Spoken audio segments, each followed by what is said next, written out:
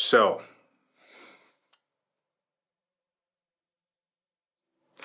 so,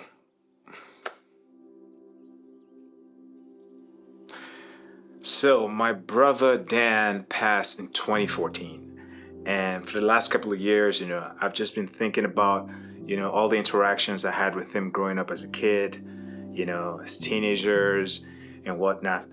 But something strange started to happen at some point of our lives. See, whenever we were about to get off the phone, he would say, "I love you, bro."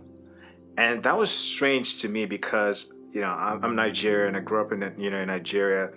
That kind of affection wasn't really shown. I didn't hear parents telling their kids, "I love you." I didn't hear siblings telling each other, "Oh, I love you, bro. I love you, sis." So when Dan started to say, "I love you, bro," I just didn't know what to do with it. After every conversation, he'd be like, "I love you, bro." And I'll just mumble like, "Yeah, yeah, yeah, later, man, later, we'll talk later." But over time, he just kept saying it. Every time he was about to get off the phone, he would say, "I love you, bro." And slowly but surely, I started to say it. "I love you too, bro. I love you too, bro." And it became normal to me. And the more I did it, the more I thought about it. I said, yeah, I really love him. But one of the things I've been thinking about is we often don't tell people how we feel about them. When we lose people, there's a biography, people will write, beautiful things about them, but we really don't tell them to their face how we feel about them, what we think about them when they're alive. And I look at all the time I had to spend with my brother. There are countless things I wish I could have told him, how talented he was, how, his tenacity. He was just so jovial, outgoing person, and he would accomplish everything he set out to do. And that's something I wish I had, you know. Um, and one interesting thing is, even though we fought a lot as kids, boys, growing up, the competition as teenagers, I don't even remember anything that made us fight. I can't think of anything bad that he did to me. But all I can think of are all the wonderful things that he said, all the wonderful things that he did, and all that he accomplished.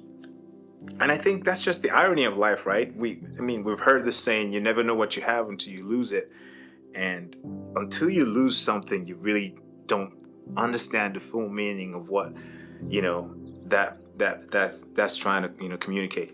So my last video, Maybe I'll Write a Song, was kind of me just thinking about all I should have said.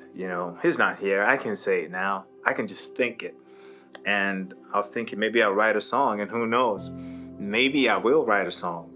But I'm just sharing this to say, we still have the opportunity to tell our friends, brothers, sisters, how we feel about them. I often find that people are quick to say all the negative things, are quick to point out all your wrongdoings and where you fail and what you should be doing better. But we really don't tell people how we feel about them. And I'm not just saying, "Oh, you make me feel good," like how important and how they matter to us. I lost my dad first, as a kid. I lost my uncle that I was very close to. And for my brother, it was different because we were like twins. We're like 14 months apart. And we grew up, everybody thought we were twins. And, I miss him, man. And I just wanted to share this. If there's someone in your life that you really love, that you appreciate, call them, text them, leave them a voice note, and tell them how much you love them, because you never know. And I just thought I'd share that. My name is Michael Jibrin, and maybe, just maybe, I will write a song. Take care, people.